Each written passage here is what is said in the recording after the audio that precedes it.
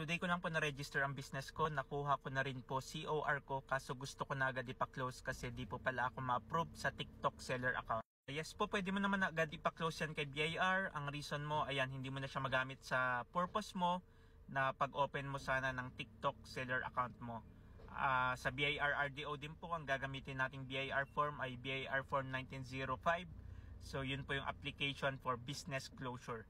Take note lang, mas madami pong proseso yung closure kesa sa registration kahit kaka-register mo pa lang at gusto mo na agad ipasara.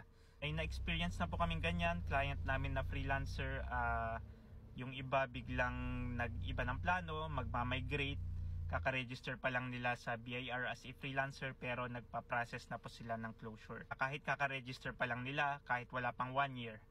You are a freelancer at meron kang concern or question regarding freelancers BIR registration and freelancers tax compliance, comment mo lang yan at sasagutin ko yan.